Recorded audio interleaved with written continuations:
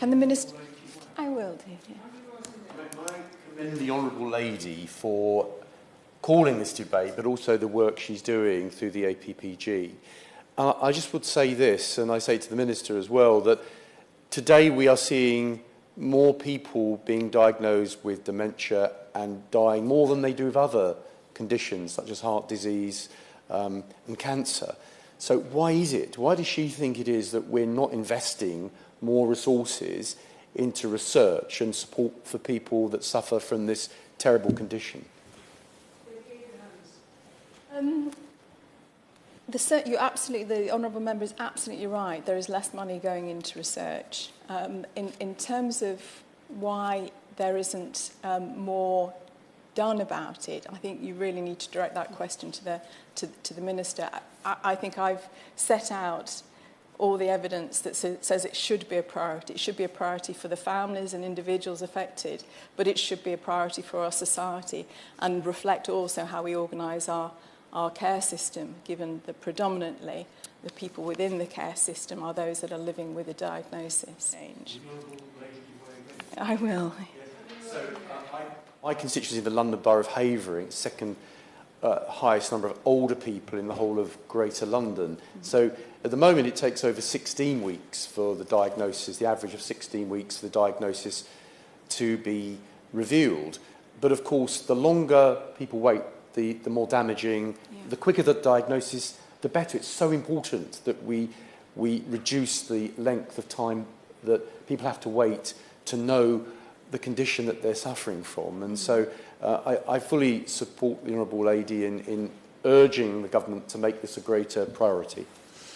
Debbie Abrahams. I'm very grateful to the Honourable Member for that. And yes, I would agree with him, absolutely. I certainly will. Thank you, Ms Rees. Absolutely wonderful to hear about the work being done in Halifax. I think we can all think about our own constituencies, and so much of it depends on voluntary support and voluntary organisation. So I'm very lucky in Romford. I visited the Dementia Music and Social Club at the United Reformed Church, opposite my office actually, in Romford. Wonderful organisation that brings together lots of people from all over Havering who are suffering with dementia. Their friends and family go with them, and it's a very happy, fun afternoon every Wednesday. But they get no support. They have to raise all their own funds. They get nothing really from the local authority or the government or any other funding streams. Does she agree with me that we need to do more to support local voluntary efforts? Because people need support. They need families and friends around them, and bringing people together that having the same condition actually is a light in their lives and gives purpose back. And so important that we do more to support local communities, to support people that are suffering with dementia. I'm grateful to the Honourable Member, and he is absolutely right. We've got into the real substance of the inconsistencies, the variations in the rates of diagnosis that really do highlight those inequalities where you are in the country. But beyond that, you've then got this real mix where so many local volunteers, brilliant groups, do so much good work, but that is not replicated evenly across the country. And he's quite right to say the difference that some of those groups make to people's lives, it is transformative. It is a lifeline, not only for those living with dementia, but also their families, their carers. If his local pop-up cafes and services or anything like the Memory Lane Cafe in Sawbridge Bridge, he speaks of what a great place actually it is to go and visit and be a part of. You know, there isn't that sadness. There is a shared sense of supporting each other, but lots of activities, lots of fun being had as well, and it makes a really, really big difference to people's lives. And he's quite right that with a little bit of local authority, government support, that could be replicated, that could be enhanced, they could be supporting more people. So I think he makes a really, really important point. I will give way. I'm really very interested in some of the things he's saying, and I'm glad that he approaches this from a cross-party point of view. I go back to my own borough of Havering, which such a vast number of older people, and so many services for people that suffer with dementia, they depend on local authorities to support these things. But in Havering, we don't get the additional funding we need to deal with the population that we have, the older population that need those services. So if there were to be a change of government, would he commit to helping boroughs like Havering, giving more resources so that where you do have a borough with a very large population of older people that suffer with dementia, will they get more support from the government that he may well be serving in?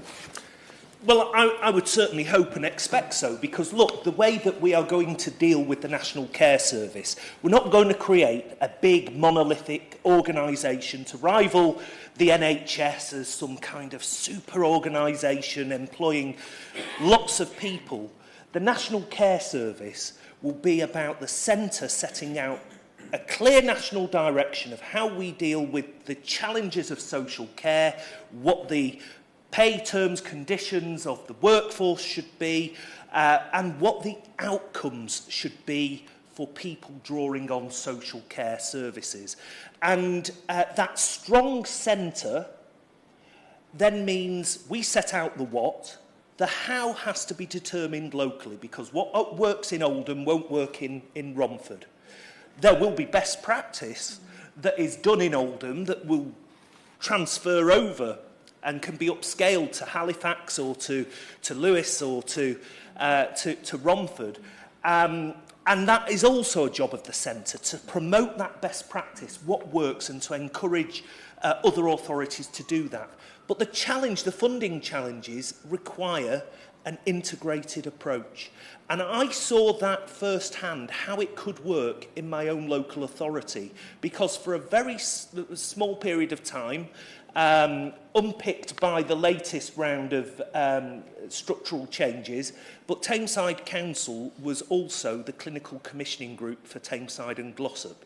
And by bringing the local authority and the CCG together under a single leadership with a single budget, made some really smart decisions as far as it came to dealing with adult social care. So I know what integration looks like, and I know it works, and I know how we can get a better use of the public pound by stripping out some of the duplication. I'll give way.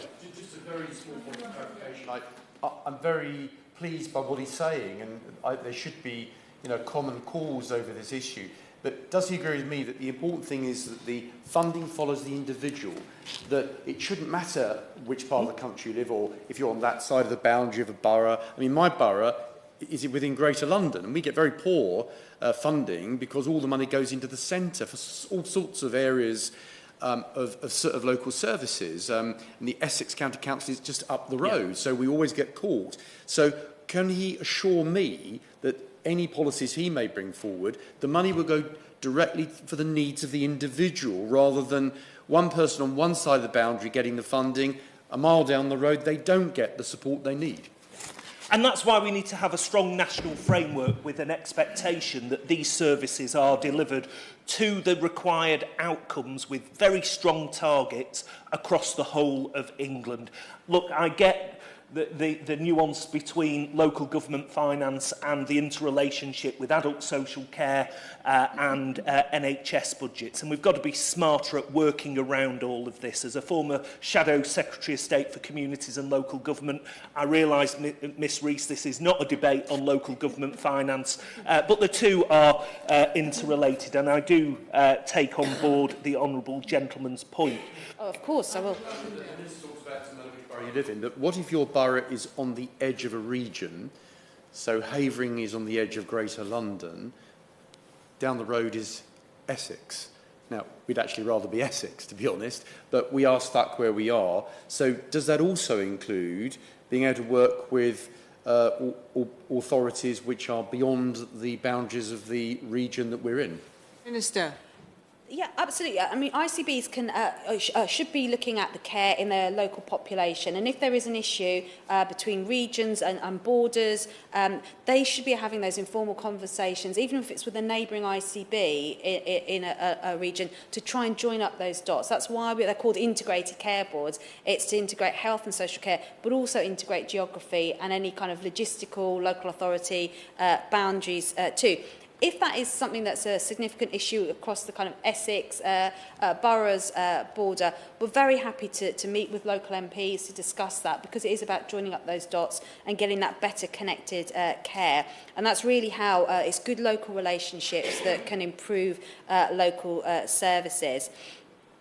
We will be publishing ratings of how well local authorities are delivering adult social care and supporting local authorities to improve their performance. So I'm particularly interested if there are geographical boundaries that are preventing some of that work.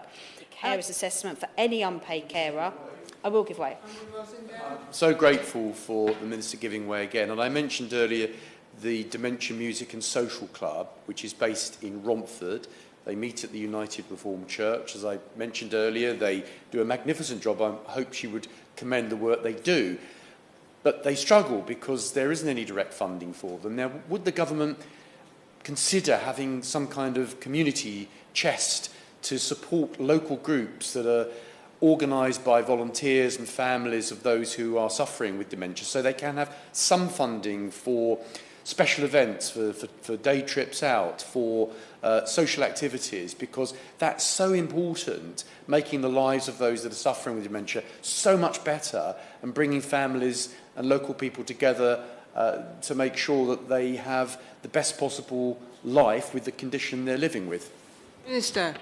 You know, I absolutely recognise what he says. I will take away his suggestion. But what I would say is that integrated care boards can commission those sorts of services, because while they're not a medical service as such, they are providing a valuable service to those patients. And also, under social prescribing options, again, local GPs can use funding they have to use that for social prescribing, so that if someone's going weekly to those events or on a regular basis, social prescribing is there to help exactly that sort of activity, because it's a health and well-being activity that makes such a difference. So very happy to kind of follow up on his suggestion.